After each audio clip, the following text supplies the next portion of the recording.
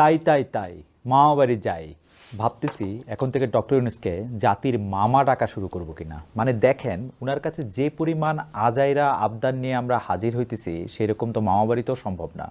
কারণ মামার পেছনে আবার লাঠি হাতে একজন দাঁড়িয়ে থাকেন, অবশ্য লাঠি রাইফেল কিংবা খঞ্জর হাতে এখনও বহু অদৃশ্য আত্মা অন্ধকারে ঘাপটি মেরে আছেন। তবে সে বিষয়ে পরে আসতেছি। আগে বলি, 2-1 মাস আগে নিউ ইয়র্কে এক সভায় আমি বলেছিলাম ডক্টর ইউনূস নোবেল প্রাইজ পাইছেন বলেই তার হাতে একটা আলাউদ্দিনের চেরাগ চলে আসছে। তা তো না, এমন তো না যে এই চেরাগ ঘষা দিলেই জিন বের হয়ে বলবে হুকুম করুন জাহাপনা, আর উনি তারে বলবেন ওহে জিনের বাদশাহ, বাংলাদেশের আপামর জনতার সব দাবি দাওয়া মিটাই দিয়ে লাইটটা একটু অফ করে দিয়ে যাও তো ঘুমায় থাকি। তো এই কথা বলাতে দেশ ও জাতি আমার উপরে ক্ষিপ্ত হলেন। উনাদের মনে হলো আমি ডক্টর ইউনূসকে যথেষ্ট সম্মান দেখাচ্ছি না। আরে ভাই ওগো আপা, আমি শুধু বলতে চাইছিলাম নোবেল প্রাইজ বা কোনো ধরনের প্রাইজকেই আমি একজন মানুষের বা একজন মানুষকে মাপার বাটখারা বলে মনে করি না। তাকে এর মধ্যে লিমিট না করে তার কাজগুলি আমাদের দেখা দরকার। সাধে কি আর কথায় বলে বোবার শত্রু নাই। এই দেশে এক হাত কথা কইলে তার ব্যাখ্যা দিতে হয় 12 হাত। সে ব্যাখ্যার আরও ব্যাখ্যা দিতে দিতে কথাটাই হারায়া যায়। এই জন্যই ভানু বন্দ্যোপাধ্যায় বলছিলেন তাইলে হালার যুদ্ধেই যাবো না। আমার তো আর তাইলে হালায় কথাই কমুনা করার উপায় নাই, দিন শেষে কথা বেচেই খাই যেহেতু। তো যা বলতেছিলাম, ডক্টর ইউনূসের সরকার দায়িত্ব নেওয়ার পর মনে হয় দাবি দেওয়ার বাম্পার ফলন হইতেছে। একটা গল্প মনে পড়লো, আমাদের সময়ের গল্প, মানে অনেক অনেক দিন আগেরই কথা। এক ভদ্রলোক একটা পানের দোকানে গিয়া, তখনকার পানের দোকানগুলি কিন্তু ইন্টারেস্টিং ছিল। পান একটা লাল শালু কাপড়ে সুন্দর করে খিলি বানায় সাজানো থাকতো। তো যেই সময়ের কথা বলতেছিলাম সেই সময় পানের দাম ছিল, মানে একটা খিলি পানের দাম ছিল আধুলি বা 8 আনা। তো রাস্তার এক ধারের ও এক পানের দোকানে একজন একটা 8 আনা দিয়ে বললেন যে একটা স্পেশাল পান বানায় দেন তো। তো দোকানদার পান বানানো শুরু করলো। তো উনি জিজ্ঞেস করলো দিছেন তো সব না, চুন সুপুরি খয়ার? হ্যাঁ দিছি। জি স্যার। একটু মৌরি দাও? ঠিক আছে। একটু এলাচ দাও? দিছি। চমনবাহার দাও? দিছি। জর্দা 2 রকম দাও, একটা পাতি জর্দা আর একটা বাবা জর্দা। দোকানদার কিছুক্ষণ তার দিকে তাকায় থেকে বলল, স্যার আধুলিটাও কি পানের লগে দিয়ে দিব? হাওয়ার দুনিয়ার হেন জিনিস নাই ডক্টর ইউনূসের কাছে আমরা চাইতেছি না। চাকরি দেন, টাকা দেন, বিদ্যুৎ দেন, পরিষ্কার পানি দেন, 16 বছর ধরে যা যা পাই নাই, যা যা কেড়ে নিছে হাসিনা সেগুলি এখনই ফেরত দেন। আর দাবি মানি রাস্তা অবরোধ, ধাওয়া পাল্টা ধাওয়া, যানজট। উনারও কি তখন ইচ্ছা করে আধুলিটাও দিয়ে দিতে? ফেসবুকে মারিনা ইয়াসমিন লিখেছেন যাদের যত দাবি দেওয়া সব কিছু জানানোর জন্য, প্রতিবাদের জন্য, মিছিল সমাবেশের জন্য 2-1টা বা বেশ কয়েকটা জায়গা সুনির্দিষ্ট করে দেওয়া যায় না, তাহলে এই শহরের মানুষগুলোর জীবনযাত্রা একটু সহজ হয়, হাজার হাজার কর্মঘণ্টা নষ্ট হওয়া থেকে বেঁচে যায়। প্রফেসর আফসান চৌধুরী, আমাদের আফসান ভাই, তার বন্ধু শাহজাহান মোল্লার বরাত দিয়ে বলেছেন আমাদের কোনো দাবি নাই, সেইটা জানাইতে কোন স্থানে অবরোধ দিলে ভালো হবে। আমাদের রন্ধ্রে রন্ধ্রে নাটকীয়তা ঢুকে গেছে। খাজনার চেয়ে বাজনা আমাদের সবসময়ই বেশি। যে কোনো বিষয়ে হাউকাউ না করলে চলে না। শব্দ দূষণ কত প্রকার ও কি কি ঢাকায় থাকলে বোঝা যায়। এক এক দিক থেকে এক এক রকমের মাইকিং ধেয়ে আসে আমাদের বেচারা কানগুলোর 12টা বাজানোর জন্য। তার সাথে চারদিক থেকে বিভিন্ন রকম হর্নের অর্কেস্ট্রায় আত্মারাম বাপ বাপ করে খাঁচা ছাড়া হওয়ার পথ পায় না। এই যে সমানে অধৈর্য হয়ে হর্ন বাজাতে থাকি, আমাদের কি মনে হয় আসলে, আমরা আসলে কি মনে করি হর্নের চোটে সামনের গাড়িটার পাখা গজাবে, সে মহাশূন্যে উড়াল দিবে? আমি কোনোভাবে বুঝি না আমরা কি মানুষের সামনে দাঁড়ায় থাকা গাড়িটারে তার বাড়ি ভাবি সে ইচ্ছা করে আরাম করে সে গাড়িতে বসে উঠছে। এমনই এক দশা, তার উপরে এক দাবি 100 বার জানানোর জন্য আমরা সড়ক দখল করি। মানে দাবির চোটে কিছু হাত পা না ভাঙলে, আরো কিছু মানুষ না মরলে কিছু হইল। কয়েকদিন আগে তিতুমির কলেজের ছাত্ররা মহাখালীতে সড়ক অবরোধ করলো। কেন? না, তারা আর কলেজ থাকতে চায় না, বিশ্ববিদ্যালয় হইতে চায়। কলেজ আর থাকা এটা পোষাইতেছে না, বিশ্ববিদ্যালয় হইতে হবে। যাই হোক, 19 নভেম্বর প্রথম আলোতে রাফসান গালিব ট্রেন যাত্রীকে রক্তাক্ত করে কি বিশ্ববিদ্যালয় পাওয়া যায় শিরোনামে একটা লেখায় লিখলেন, তিতুমির কলেজের বিক্ষোভকারী শিক্ষার্থীরা মহাখালীতে কয়েকটি সড়ক অবরোধ করেন। তারা শুধু সড়ক অবরোধ করলে না হয় মানা যেত, যেহেতু এটি এদেশের রেওয়াজ, কিন্তু তারা এই এলাকার রেলপথ অবরোধ করলেন। রেলপথ অবরোধের ঘোষণা কি তারা আগেই দিয়েছিলেন? এমন কর্মসূচি ঘোষণা দিয়ে থাকলেও সেটির প্রচারণা কি তারা যথাযথভাবে চালিয়েছিলেন? সেটি না হয়ে থাকলে ওই পথ দিয়ে চলন্ত ট্রেনের তো জানার কথা নয় সেই রেলপথের অবরোধের বিষয়টি। ফলে যা হওয়ার তাই হলো। রেলপথ দিয়ে ট্রেন ছুটে চললো, রেলপথের ওপর থাকা অবরোধকারীদের নিরাপত্তার কথা ভেবে ট্রেনের গতিও কমালেন চালক। এরপর অবরোধকারীরা সেই ট্রেন থামাতে যা করলেন তা খুবই ভয়াবহ। রেলপথের দুই পাশে দাঁড়িয়ে ট্রেন বরাবর পাথর চড়া শুরু করলেন কিছু বিক্ষোভকারী। আলাদা বিশ্ববিদ্যালয়ের শিক্ষার্থী হওয়ার দাবিদার এসব আন্দোলনকারী কিভাবে ভাবলেন এভাবে পাথর ছুঁড়ে ট্রেন থামানো যায়? আচমকা ট্রেন থামানোর যে সুযোগ নেই সেটি নিশ্চয়ই তাদের না জানার কথা নয়। আর ট্রেনে পাথর মারলে কি হয় সেটিও নিশ্চয়ই তাদের না জানার কথা নয়। ফলে তাদের ছোড়া পাথরের আঘাতে ট্রেনের বেশ কয়েকটি জানালার কাচ ভাঙল। শুধু তাই নয়, সেই পাথরের আঘাতে রক্তাক্ত হয়েছেন কয়েকজন যাত্রীও। রক্তাক্ত যাত্রীদের ছবি সংবাদমাধ্যমে প্রকাশ পেয়েছে। নারী ও শিশুর চোখ মুখ রক্তে ভরে গেছে। যাত্রাপথে এমন নিষ্ঠুরতা, নির্মমতার শিকার হতে হলো তাদের। তিতুমির কলেজের আন্দোলনকারী কতিপয় শিক্ষার্থীর দাবি আদায়ের কর্মসূচির নামে যা করলেন তা কোনোভাবেই মেনে নেওয়া যায় না। পাথর ছোড়ার সময় এতগুলি শিক্ষার্থী একবারও ভাবলেন না যাত্রীদের কথা? এটি কি ব্যাংকে পাথর ছুঁড়ে মেরে আনন্দ পাওয়ার খেলা? এই আন্দোলনের উৎস খুঁজতে গেলে আমাদের আবারও হাসিনা আপার সোনালী যুগে ফিরতে হবে। বিষয় হলো, আপার খেয়ালি মনে উঠলো বাইতো কটক জায়ের মতন মনে হয়েছিল তিতুমির কলেজ, ইডেন কলেজ সহ 7টা কলেজকে জাতীয় বিশ্ববিদ্যালয়ের আওতা থেকে বের করে ঢাকা বিশ্ববিদ্যালয়ের সঙ্গে জোড়া দিয়ে দেওয়া হবে। আল্লাহ জানে ঢাকা ইউনিভার্সিটি বা এই কলেজগুলির উপর কি কারণে তিনি নাখোশ ছিলেন। এখন এই প্রেমহীন জোড়াতালির দাম্পত্যে দুই পক্ষেরই বিভিন্ন রকম সমস্যা হচ্ছে। সমস্যা মানে নাভিশ্বাস ওঠার দশা। কলেজগুলির ছাত্রছাত্রীরা নানা রকম বৈষম্যের শিকার হচ্ছেন। এখন দাবি জানানোর একটা নিয়ম তো থাকবে। তোরা শিক্ষা মন্ত্রণালয়ের কাছে দরখাস্ত কর। অলরেডি একবার 7 কলেজ মিলে দাবি জানাইছে, সেইটা কনসিডার করা হচ্ছে, অর্থাৎ এটা নিয়ে কাজ হচ্ছে। তিতুমিরের ছাত্রদের আবার এক লাফে রাস্তায় নামার দরকারটা কি ছিল? এটা কি আম্মার কাছে আইসক্রিমের জন্য বায়না ধরার মতন বিষয়? মানুষের সামনে হাত পা ছুঁড়ে কানলাম আর আম্মা চুপ করানোর জন্য তাড়াতাড়ি আইসক্রিম কিনে দিল? ডক্টর ইউনূস বলবেন হও আর হয়ে যাবে, মানে কোন তারপর এটা হয়ে যাবে? যে ছাত্রদের এরকম ঘিলু তাদের বিশ্ববিদ্যালয়ের নাম দেওয়া হোক কি নাসার হেডকোয়ার্টার বলা হোক, যে লাউ সেই বাতাবি লেবুই থাকবে। বিশ্ববিদ্যালয় বলতে কি বুঝি আমরা? এর ধারণা কোথা থেকে আসলো, কেন আসলো, কিভাবে শুরু হলো? এই যে এত লাখ লাখ কোটি কোটি ছাত্রছাত্রী বিশ্ববিদ্যালয়ে পড়তেছে, তাদের মধ্যে কয়জন এ বিষয়ে চিন্তা করে?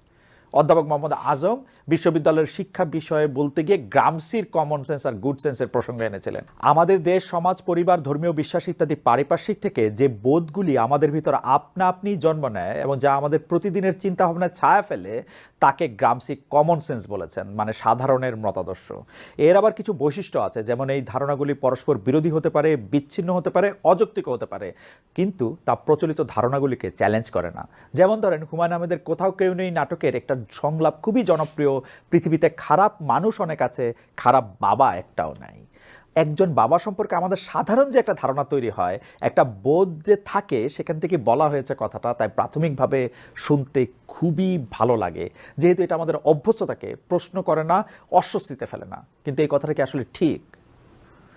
এই প্রশ্ন যখন করব তখন আমরা ঢুকে যাব গ্রামসির গুড সেন্সের আওতায়। গুড সেন্স প্রচলিত ধারণাগুলিকে যুক্তি দিয়ে বিচার করে, সমালোচনা করে। যেমন আমাদের গুড সেন্স বলে পৃথিবীতে বিভিন্ন কম্বিনেশনের বাবার স্যাম্পল আছে। ভালো মানুষ, ভালো বাবা; খারাপ মানুষ এবং ভালো বাবা; ভালো মানুষ এবং খারাপ বাবা; খারাপ মানুষ এবং খারাপ বাবা। বিশ্ববিদ্যালয় হলো এমন এক জায়গা যেখানে এই গুড সেন্স ডালপালা ছড়ানোর সুযোগ পায়। একটা চাকরি পাওয়ার জন্য আসলে বিশ্ববিদ্যালয়ের ডিগ্রি দরকার নাই, বরং নির্দিষ্ট পেশা অনুযায়ী ব্যবহারিক শিক্ষাই যথেষ্ট। তবুও এই যে আমাদের মনে হয় বিশ্ববিদ্যালয়ে পড়তেই হবে, এর মূলে আছে আমাদের ক্লাস সিস্টেম এবং অতি অবশ্যই মধ্যবিত্তের হ্যাডম। এই বিষয়ে পরে এক সময় ঠিক মতন নিশ্চয়ই বলবো। এখন দেখেন, একজন ছাত্রকে বিশ্ববিদ্যালয় পর্যন্ত পড়াইতে রাষ্ট্রের একটা খরচ হয়। এই খরচের নিশ্চয়ই একটা উদ্দেশ্য থাকে।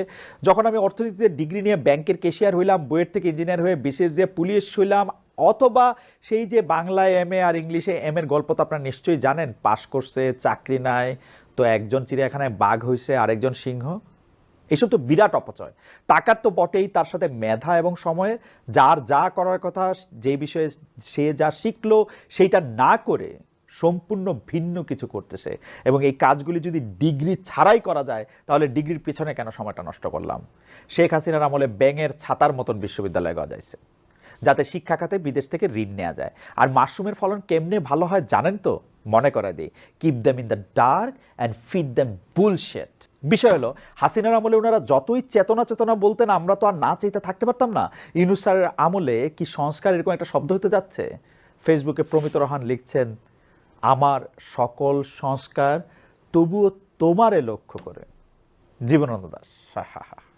সম্প্রতি ব্যাটারি চালিত রিক্সা ও পুরান ঢাকায় পলিথিন কারখানায় অভিযান ঘিরে সরকার মোহাম্মদ জারিফ লিখেছেন, তুমি আইসা আমার রুটি রুজির একমাত্র সংস্থান রিক্সা নিলামে তুলবা, নিলামে বেচবা, মানুষ তোমাকে চুমা দিবে।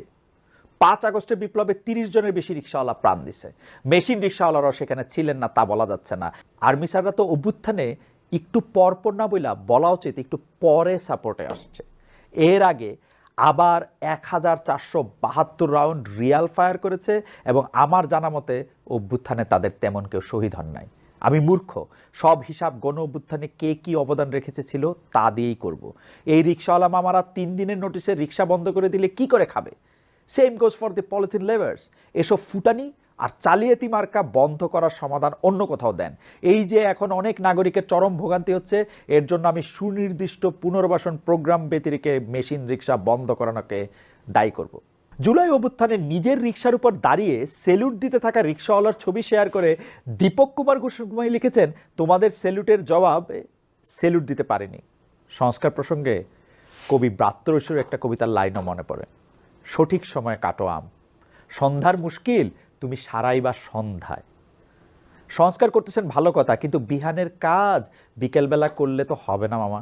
ব্যাটারি রিক্সা ব্যান করার আগে ভাবছেন এই মানুষগুলি কই যাবে, কি খাবে? পলিথিন কারখানার শ্রমিকেরা এখন কি করবে? এদের বেশিরভাগই গ্রাম থেকে শহরে আসছেন কাজের খোঁজে এবং কোনো নির্দিষ্ট ট্রেনিং ছাড়া যা করতে পারছেন তাই করতেছেন। আপনারা মধ্যবিত্তকে খুশি রাখতে গিয়ে শ্রমিকদের কথা ভুলে যাচ্ছেন না তো? আশা করতেছি আগামী পর্বে এই সম্পর্কে বিস্তারিত বলতে পারবো। এবার নির্বাচন প্রসঙ্গে আসার আগে আমার এক বন্ধুর কথা বলি।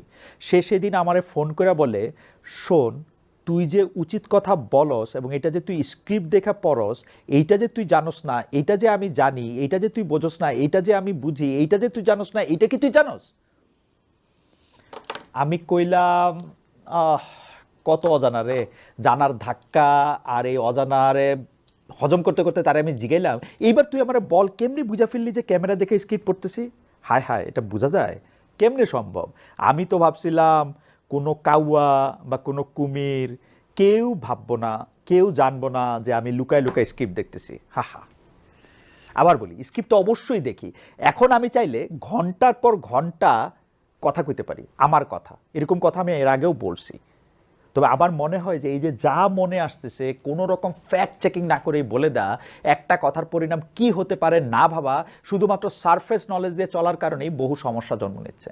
যে কোনো ঘটনার ক্ষেত্রে মূল্যবান প্রশ্নগুলি মাথায় রাখতে হবে আমাদের। কেন কিছু ঘটলো, কিভাবে ঘটলো, কে ঘটালো, এতে আখেরে কার লাভ হবে, কার ক্ষতি হবে? সাদা চোখে যা দেখা যায় বা দেখানো হয় তার আওতার বাইরে, তার আড়ালে কি চলে?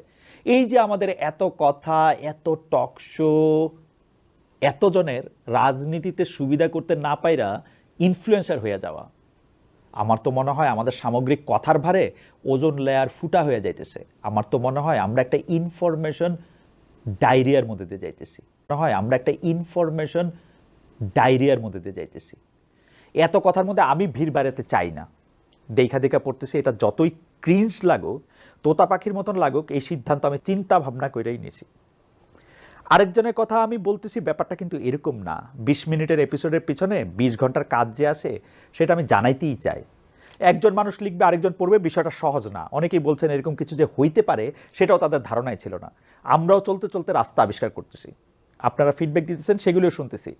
উচিত কথার প্রতিটা বিষয় নিয়ে লুনা রুজি আর আমি আলাপ করি, তর্ক করি। আমাদের বহু চিন্তা ভাবনায় প্রায় বিপরীত ধর্মী।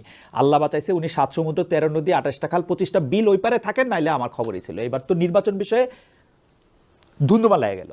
মানে শুরু থেকে শুরু করি। 18 নম্বর ইনু সরকার দায়িত্বে আসার 100 দিন পার হলো, কিন্তু গণ অভ্যুত্থান মানুষের মনে যে সম্ভাবনা ও আশার আলো জ্বালিয়েছিল, এখন দেখা যাচ্ছে বা মনে হচ্ছে যে দেখা যাচ্ছে যে তাই ধীরে ধীরে নিভতে শুরু করেছে। বিশেষ রাজনৈতিক পরিমণ্ডলে অনৈক্য, সন্দেহ, অবিশ্বাস আর বিভ্রান্তি দিন দিন স্পষ্ট হয়ে উঠছে। কারণ গণ অভ্যুত্থানে নেতৃত্ব দেওয়া বৈষম্য বিরোধী ছাত্র আন্দোলন ও তাদের সহযোগী সংগঠনগুলো রাজনৈতিকভাবে কি করতে চায় তা এখনও অস্পষ্ট জনগণ ও রাজনীতিবিদদের কাছে। ডক্টর ইউনূস বলছেন, আমি আপনাদের কথা দিচ্ছি, আপনারা সুযোগ দিলে প্রয়োজনীয় কিছু অত্যাবশ্যকীয় সংস্কার কাজ শেষ করেই আমরা আপনাদের কাঙ্ক্ষিত নির্বাচন আয়োজন করব। ততদিন পর্যন্ত আমি আপনাদের ধৈর্য ধারণ করার অনুরোধ করব ধৈর্য ধারণ করা। ওকে, এই কথার সমস্যা হলো অত্যাবশ্যকীয় সংস্কার বলতে মানে অত্যাবশ্যকীয় কি জিনিসটা কি অত্যাবশ্যকীয় মানে অত্যাবশ্যকীয় সংস্কার বলতে তিনি কতদিন বোঝাতে চান তা স্পষ্ট না, এতই অস্পষ্ট যে আমি এটা উচ্চারণও করতে পারি না। আবার কয়েকজন উপদেষ্টার কথাবার্তায় এমনও আভাস পাওয়া যাচ্ছে যে সংস্কার কাজ শেষ না হলে নির্বাচন হবে না। অর্থাৎ সব মিলিয়ে দীর্ঘ একটা সময় তারা চাইছেন, রাজনৈতিক দলগুলো এরকম অনুমান করছে এবং নির্বাচনের জন্য অধৈর্য হয়ে উঠছে।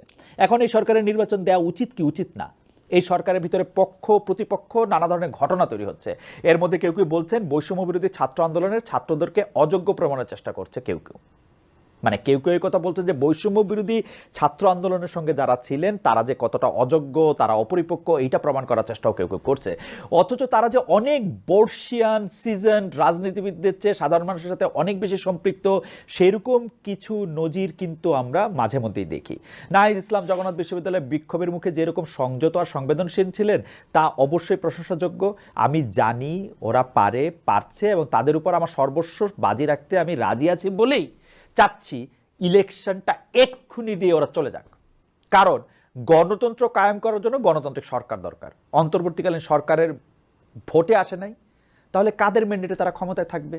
ঘটনাটা শুরু হয়েছে যখন অভ্যুত্থানের পরে ওদের সরকার গঠন করতে হয়েছে, মানে এই বৈষম্য বিরোধী ছাত্রদের যখন সরকার গঠন করতে হয়েছে, আমি যদ্দূর জানি ওরা মনে প্রাণে চাইছিল একটা জাতীয় সরকার হোক যেখানে সব রাজনৈতিক দলের প্রতিনিধিত্ব থাকবে। তাতে কি হবে, ওরা একটা জাতীয় সরকার করবে এবং পাশাপাশি একটা রাজনৈতিক দল করবে, যে দলটা নানা ধরনের শাখা প্রশাখা সারা বাংলাদেশে তৈরি হবে। সারা বাংলাদেশে ওরা আগে বলতে পারবে যে কি কারণে তারা এই আন্দোলনটা করেছিল। এটা কি শুধুই একটা সরকারকে ফেলে আরেকটা সরকারকে ক্ষমতায় আনতে, নাকি এমন একটা সাস্টেনেবল জায়গা তৈরি করতে যেখান থেকে কেউই আসলে শেখ হাসিনার মতো স্বৈরাচারী হয়ে উঠতে পারবেন না? এইটা কিন্তু ওদের মানুষকে গিয়ে বোঝাতে হবে। কাগজের সংস্কার অথবা সংবিধানের সংস্কার করে সেটা দিলে কিন্তু কোনো লাভ হবে না। লাভ যে হবে না তার একটা বড় কারণ হলো পরবর্তী সরকারের কেউ যদি এই সংস্কার পছন্দ না করে তাহলে সেইটা তারা 2 মিনিটের দূরে চলে ফেলবে। এদিকে ছাত্ররা যেহেতু জাতীয় সরকার করতে পারে নাই, তার কারণে তারা রাজনৈতিক দলটাও এখনো করতে পারে নাই। সেই কারণে সবার মধ্যে অবাধে যাওয়ার সুযোগটা তাদের কমে গেছে। আমি এইটার ফ্যালাসিটা একটু বলি যে ধরেন আমরা গণতন্ত্র চাচ্ছি এবং আবার আমরা মনে করতেছি যে গণতান্ত্রিকভাবে যে সরকারটা নির্বাচিত হয়ে আসবে তারা গণতন্ত্রকে বজায় রাখার জন্য যে যে সংস্কারগুলি করা দরকার তারা করবে না, এবং সেটা ইউনূস সরকারেরই করে যেতে হবে যিনি আবার গণতান্ত্রিকভাবে নির্বাচিত নন। এই কথা যদি আমি বলি তখন এই হুমকিটা এরকমভাবে দেওয়া হবে যে তার ম্যান্ডেট হচ্ছে তিনি একটা গণ অভ্যুত্থানের পরে এসছেন, তার চেয়ে বড় ম্যান্ডেট আর কি হতে পারে? আপনারা কি আপনাদের কথা শুনতে পান? গণতন্ত্রের মানে কিন্তু গণতন্ত্রই। গণতন্ত্রকে আপনি যত ব্যাখ্যা করতে যাবেন সেইটা গিয়ে আইয়ুব খানের বেসিক ডেমোক্রেসিতে পরিণত হবে, ডেমোক্রেসি আর থাকবে না। যাই হোক, এই যে ওদেরকে মানে আমি আমার প্রিয় নাহিদ, মাহফুজ, আসিফ, হাসনাত, সার্জিস এদেরকে যে লিমিটেড করে রাখার একটা চেষ্টা করা হচ্ছে কারণ তারা এখন সরকারে আছে। এই সরকারে থাকার কারণে তারা দল গঠন করতে পারছে না, তাদের আদর্শের কথাগুলি বলতে পারতেছে না। কোনোভাবে ভুলিয়ে ভালিয়ে একটা সংস্কারের বাহানায় তাদের যদি 2 বছর, 1 বছর, 3 বছর, 4 বছর করা যায়, তারা অনেক অজনপ্রিয় হবে। নিজেদের মধ্যে সাধারণের মতো নানা ধরনের গিট্টু লাগবে, প্যাচ লাগবে। এখন যতদিন পর্যন্ত এটা লম্বা করা হবে, সেটা ডক্টর ইউনূসের সিদ্ধান্ত হোক বা 24 জনের মধ্যে 21 জন যে বড় বড় লোকেরা আছেন, মুরব্বী শুনলে আবার মুরব্বী এরকম একটা মনে পড়ে, এই যে লোকেরা আছেন তাদের কথা শুনে ওরা সংস্কারের অপেক্ষায় থাকুক। যত দিন তাদের যাবে তত দিন এই নতুন শক্তির গ্লেজটা কমতে থাকবে, তারা একটা ঘষা পাথরে পরিণত হতে থাকবে এবং তাদেরকে মোটামুটি রাজনৈতিক শক্তি হিসাবে নিশ্চিহ্ন করে দেয়া যাবে। কিন্তু এখন বলতে এই মুহূর্তে যদি একটা নির্বাচন দিয়ে ওরা সরে যায়, রাজনৈতিক দল করে, সমস্ত মানুষের কাছে যায়, পথের মধ্যে থেকে মানুষকে বোঝায়, বাংলাদেশের মানুষ যে বোঝাইলে বোঝে, এটার একটা প্রমাণ তো আমরা দেখেছি যে ওদের ডাকে, ওদের আহ্বানে বাংলাদেশের সব স্তরের মানুষ কিন্তু সামিল হয়েছিল। অর্থাৎ পরিবর্তন বা সত্যিকারের সংস্কারটা কিন্তু মাঠ থেকে আসতে হবে, কাগজে কলমে, আইনে, সাদায় কালোয় সংবিধান পরিবর্তন করে কিন্তু এর কোনোটাই হবে না। সো ইওর অনার, আমি মনে করি ওদের এখন মাঠে নামা উচিত। ওরা এখন একটা রাজনৈতিক দল করলে সেটা কিংস পার্টি হবে, অর্থাৎ সরকারের থেকে, সেটাও আসলে তারা নিতে চায় না, উচিত হবে না, এবং সে জায়গাতেও ওরা নাই। আমি ওদের জন্য মাহফুজ, নাহিদ, হাসনাত, সার্জিস, উমামা, ওদের জন্যই চাই যে ওরা সাধারণ মানুষকে একত্র করার কাজটা একসাথে করুন। লুনা রুশদি আমার কিছু কিছু জায়গায় সহমত হলো, তার দৃষ্টিভঙ্গি এই ব্যাপারে সম্পূর্ণ আলাদা। কথা উনি স্বীকার করেন যে বৈষম্য বিরোধী আন্দোলনের ছাত্ররা সরাসরি উপদেষ্টার ভূমিকায় না এসে তারা যদি আলাদা একটা প্রেশার গ্রুপ হিসেবে থাকতেন, যা অন্তর্বর্তীকালীন সরকারকে একটা ঠিক রাস্তায় রাখতে সুবিধা হতো, যার ফলে অন্তর্বর্তীকালীন সরকারকে একটা ঠিক রাস্তায় রাখতে সুবিধা হতো তারা যদি একটা প্রেশার গ্রুপ হিসেবে থাকতেন। কিন্তু এখন আরেকটা ইলেকশন দেওয়া মানে এতগুলো মিথ্যা হয়ে যাওয়া। গণ অভ্যুত্থান হয়েছে, সেটা হতে কিন্তু 16 বছর সময় লেগেছে, বহু বছরের ক্ষোভ জমতে জমতে তার বিস্ফোরণ দেখছে মানুষ। এখন আরেকটা ইলেকশন দিলে ধরেন বিএনপি ক্ষমতায় আসলো, তারা যে আওয়ামী লীগের মতন একই কাজ করবে না এর কি নিশ্চয়তা আছে? বিষয়টা তো হলো বর্তমান কোনো রাজনৈতিক দলের প্রতি মানুষের কোনো আস্থা নাই। বিষয়টা হলো বর্তমান কোনো রাজনৈতিক দলের প্রতি মানুষের কোনো আস্থা নাই। গণতন্ত্র কিংবা ম্যান্ডেট ইত্যাদি শব্দগুলো অন্তর্বর্তীকালীন সরকারের ক্ষেত্রে খাটে না। ধরেন বিশাল একটা ভূমিকম্প হলো, রাস্তাঘাট ঘরবাড়ি সব লন্ডভন্ড, মানুষ পড়ে আছে রাস্তায়, এখানে সেখানে বিশাল সব খানাগন্ধ, গাছ উপড়ায় পড়ে আছে, আর আপনি গাড়ির স্টিয়ারিংয়ে বসে আছেন, ক্রমাগত হর্ন দিচ্ছেন কারণ আপনি গাড়িটা চালাতে চান। এই স্টিয়ারিংয়ে বসা মানুষদের যদি বিভিন্ন রাজনৈতিক দল হিসেবে দেখি, অন্তর্বর্তীকালীন সরকারকে লুনারুস দিয়ে দেখতে চান অ্যাম্বুলেন্স বা রেস্কিউ টিম হিসাবে। তাদের কাজ হলো রাস্তা পরিষ্কার করা, মেরামত করা, জঞ্জাল সরানো, লাশগুলোর দাফন করা, আহতদের চিকিৎসা করা, ক্ষয়ক্ষতির হিসাবে যতদূর সম্ভব রাস্তাটা ঠিক করে দেওয়া, যাতে তার উপর আবার যানবাহন চলাচল করতে পারে। তাদের কিন্তু ক্ষমতা বলে কিছু নাই, দায়িত্ব আছে। এটা পালন না করে সব লন্ডভন্ড অবস্থায় তারা যদি ফেলে যায়, তাহলে জুলাই শহীদদের, তাদের পরিবারদের, এখনও হাসপাতালে চিকিৎসাধীন আহতদের সমস্ত কিছু মিথ্যা হয়ে যাবে। যে জমানো ক্ষোভ থেকে সমস্ত মানুষ একসাথে জ্বলে উঠেছিল, যদি আমি মনে করি আবার চাইলেই সাথে সাথে সেরকম হবে, আমি নাকি তাহলে পোকার স্বর্গে বাস করছি। দর্শক, আমাদের এই তর্ক এখন এই রকমই ঝুলন্ত অবস্থায় আছে। আমরা চাই এ তর্কে আপনারা সামিল হন, আপনাদের মতামত জানান, আপনাদের মতামত আমাদের জানান। পরবর্তী এপিসোড আবার এখান থেকেই শুরু করব। ততদিন পর্যন্ত ভালো থাকেন, দেখা হবে। আস্থা গণতন্ত্রেই রাখেন।